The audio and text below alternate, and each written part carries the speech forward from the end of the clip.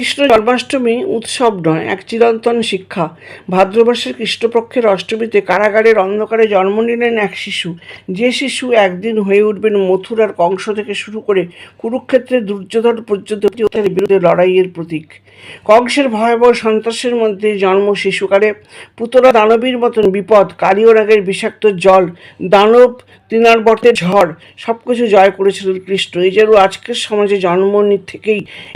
সমাজে জন্ম থেকেই ন্যায়বোধ নিয়ে দাঁড়ানো এক সাহসী মানুষের প্রতিচ্ছবি, যাকে অন্যায় প্রথম থেকেই পরীক্ষা নেয়। সাধুদের রক্ষা, দুষ্কৃতীদের বিনাশ এবং ধর্মের প্রতিষ্ঠার জন্য আমি যুগে যুগে আবির্ভূত হই। আজও আমরা দেখি জন্মের পর থেকেই অনেককে লড়াই করতে হয় দারিদ্র, বৈষম্য, অবিচারের সঙ্গে। এটাই আধুনিক কংসের রূপ, গোপাল কৃষ্ণের বাসী, রাধার প্রেম, গোপীদের সঙ্গ, জীবনের আনন্দময় রূপ। কিন্তু সেই আনন্দের মাঝেও দায়িত্ব ভুলে যাননি। বৃন্দাবনের মানুষকে ইন্দ্রের অহংকার থেকে রক্ষা করতে গোবর্ধন পর্বতকে তুলে ধরেছিলেন। যোগে স্থিত হয়ে কর্ম করো, আসক্তি ত্যাগ করে সাফল্য অসাফল্যে সমভাবে থেকো। আজকের দিনে যখন মানুষ ব্যক্তিগত আনন্দে সমাজের সব দায়িত্ব ভুলে যায়, কৃষ্ণ তখন শেখান আনন্দ ও কর্তব্য একসাথে করো।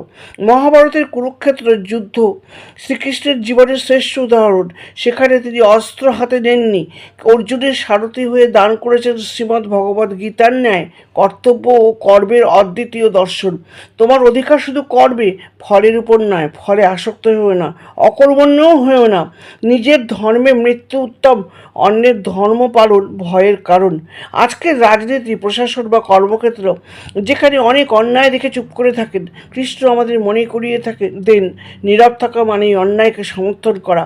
আজকের পৃথিবীতে কংস, দুর্যোধন বা শক্তিশালী অন্যায়ের রূপ আমরা দেখি দুর্নীতি, অসততা, নারীর প্রতি অত্যাচার, ধর্মের বিভাজনে। কৃষ্ণের শিক্ষা আমাদের শেখায় শুধু ভক্তি নয়, সাহসী কবে আসল কৃষ্ণ ভক্তি।